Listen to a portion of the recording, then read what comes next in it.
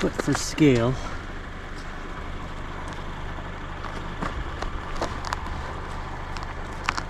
Absolutely gigantic toad.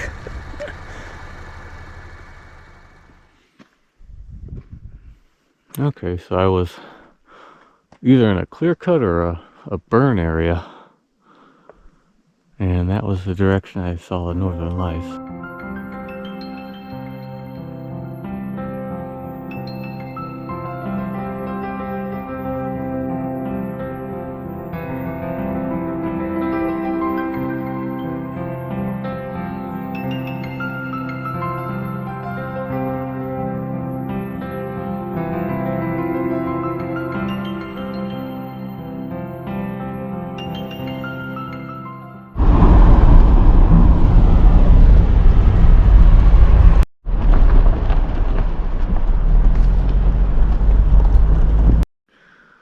So this is the road to Perkins Peak. That's where I came from. It was starting to get pretty rocky and rough because I was cresting alongside the old moraine. And this is where I'm gonna park, head up by bike, because as you can see it gets really rough up ahead and I couldn't make it past this spot. Still some smoky haze over the interior of the province. That's the way I came up from. Kind of a chilly hike so far up with my bike. I'd say I've gone a little bit more than a kilometer at this point.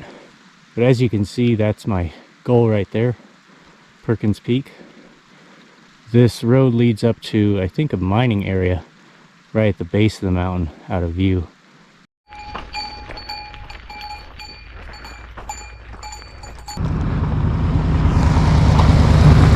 How's it going? Where's the road that goes up there? I believe it goes around this hill, Okay. and then I think it kind of ends right at the base of Perkins there. Okay, nice. So, yeah, that's my guess. So I think that's where it is from where it's going. Is that your vehicle down there? It is, yeah. Oh, yeah. Yeah, it's a little too rough for me. Okay. Surprising you made it that far. Yeah, I kind of am. It looks like there's another group of campers there too. Yeah. Nice. Yep. Yeah. Take care. Yeah. So split off right in the glare. I'll be taking a right to the left. I think is for the Chromium Creek recreation area. Just going around this first part of the ridge, and there's where I came from.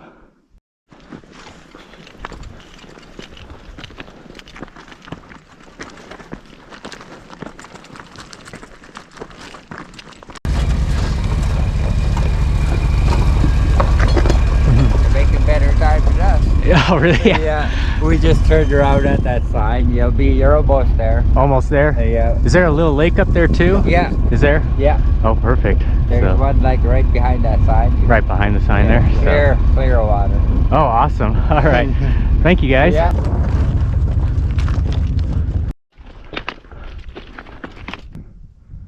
There's a lake right just past me, just below in there. But if I keep going and taking this road up, I should be able to gain the northeast ridge and summit the peak.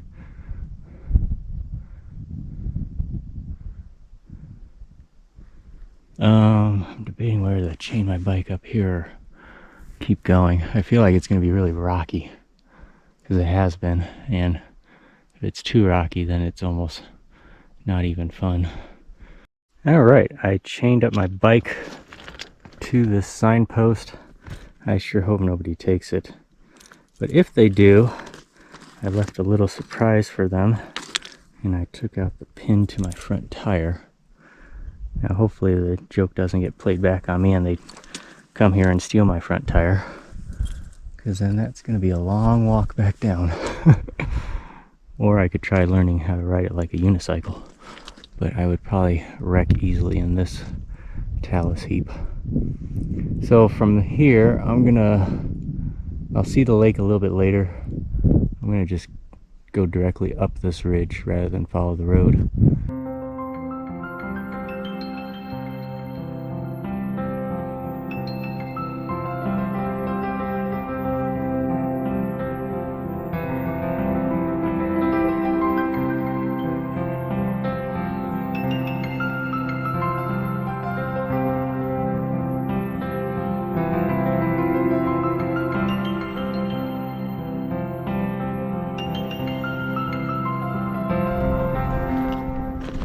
Alright, I see the convoy of Jeeps, the Overlanders, right there at the lake, I think where the road ends. Little breather, high up. I was noticing on the shady sides, just on the other side, coming up, it was very frosty, so I was slipping a lot. So I'm just going to stay on the ridge direct. Somebody's cairn.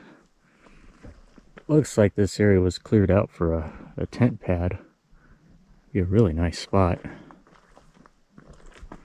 And the rocks here are, I don't know what they're called, what they are, but they're very typical of the coast mountains. A mixture of light green rock and a light purple.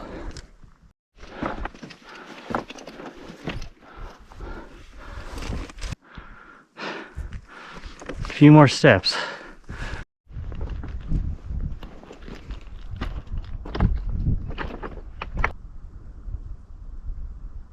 Part of me wants to know what's inside the tube, but I feel like I shouldn't touch it. Like sensitive equipment and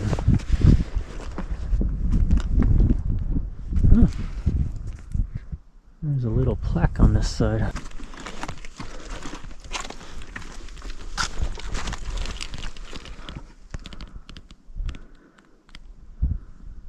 Well, it's a person. I'm assuming he's not alive anymore. And there was probably a memoir about him, but peeled off.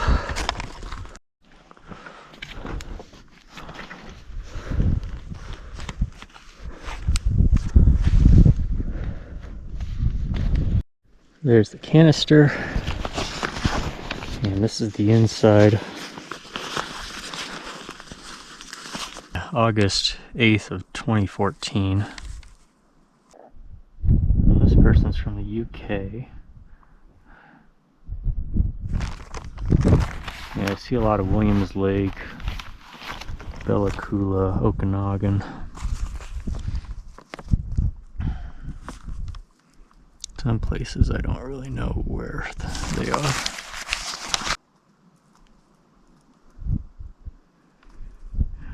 Quebec, looks like University of Quebec. Switzerland. These mountains definitely look like Switzerland, but the view towards Waddington there, that frickin' looks like Nepal. It's just unreal. That's the cool thing about climbing these mountains up here is you get a bit more foreigners.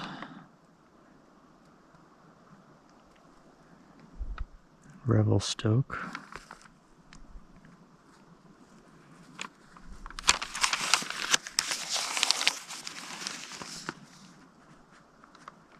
Oh, there's got to be somebody from the US. It's not like I'm that far from the States. This person's 68 years old. Huh. Super windy on September 10th of last year. Okay, the last entry was 3 days ago. Somebody did this on September 8th. Who knows, somebody may make it after me, but I think weather's supposed to start coming in after today, which probably means it's going to be snowing fairly well up here. Well, it does not look like anybody from the US has been up here, or if there have been, I must have skipped it. All right.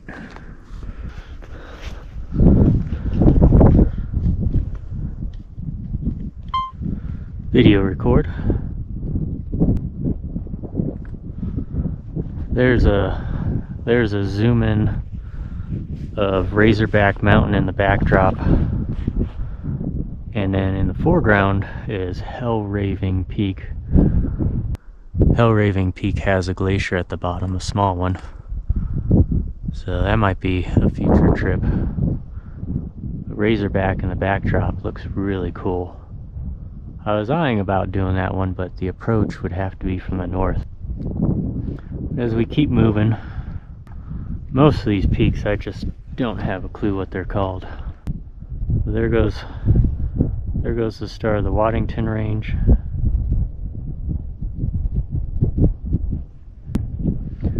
So Mount Waddington has two summits, but it's that one there on the left, the true high point. And then the next highest mountain in view there is Mount Tiedemann. A little bit lower, maybe 200 meters lower than Waddington. Waddington is just over 4,000 meters, 13,180 something feet. Highest point in the Pacific Coast Ranges and the Coast Mountains of British Columbia. I remember I had known about that peak there ever since I was about 11 years old. And I remember staring at a Rand McNally atlas. We were just going to Vancouver to visit family. And I just remember looking at the Rand McNally and up the Coast Mountains, seeing that all the peaks had a certain elevation, and all of a sudden there was this one random mountain that was 13,000 feet tall and located only 20 miles away from sea level, one of the fjords. And it just always struck my mind. It'd be so cool to see it. And today is the day. It's September 11th, 2024. It's 23 years since the great tragedy in New York and Washington, D.C. But just to be able to see this mountain for the first time ever. It's a very hard to access area. People who do climb Waddington, you do so usually get airlifted in, reach the base camp. I have heard of people doing it from pretty much the wild way. It usually is a 2-week endeavor just to get to the base of the mountain. One of those was mountaineer Fred Beckey. I think he made the second recorded ascent of the mountain with a buddy of his. I believe that was back in the 40s. That area there is the Mount Silverthrone region, but because it's closer to the ocean, it's got a huge ice field. Matter of fact, one of the longest glaciers in British Columbia, the Kleine Glacier, spurs off of that region. It actually goes southwards, and it travels for a good 50-ish kilometers. Out of the entire Pacific Coast Ranges, that area there is notorious for having very terrible weather. So to be able to have a glimpse and see those mountains is quite a treat. Zoomed in pretty far, I believe that is Mount Queen Bess. And zooming out a little bit, it has an infamous glacial serac, which that might be it. I don't think anybody's ever directly climbed that face because it could just shear off at any given point. Queen Bess overlooks the Homathko ice field, which would be to the right of it. There goes Monarch Mountain. Now, a couple days ago when I was on top of Odegaard Mountain, I saw the peak from exactly the other side of it. So to see it from its south face, all I can just say is that peak is very much, there's no easy approach, it looks like. Of course, any of these peaks don't look like they have an easy approach. And then just right in the foreground, I believe that's called Secret Mountain.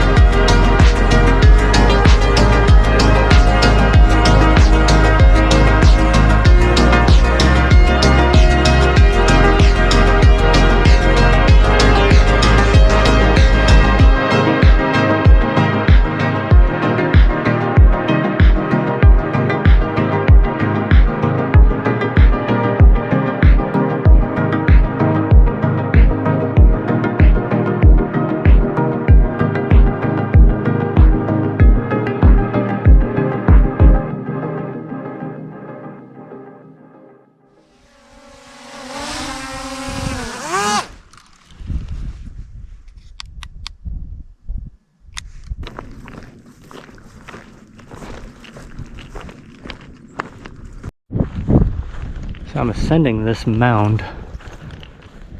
It's got a lot of periglacial landforms on it. I wonder if it still has or had ice underneath it and it caused it to raise up. I'm just trying to figure out why there's these sections where there's the black lichened rocks and then there's areas where there's nothing. It's a peculiar landscape. I finally made it to the shores of this lake. There's no trees up here. Above tree line it definitely feels kind of like I'm a lot more northerly. Some northern location.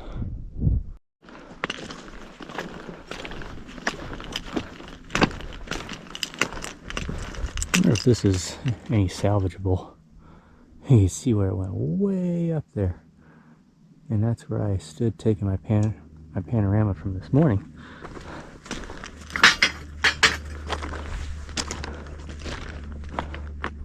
It's one little duck. It looks like maybe a coot.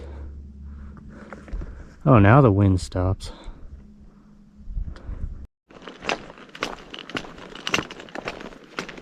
Somebody spent some time making this one.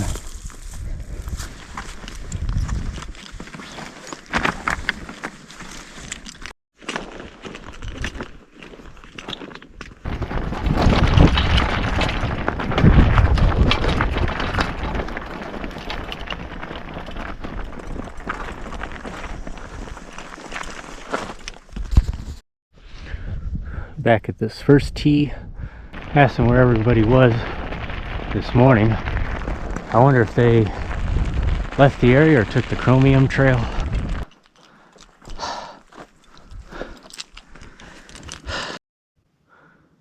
Well, I think all my mountaineering adventures in BC are done for now.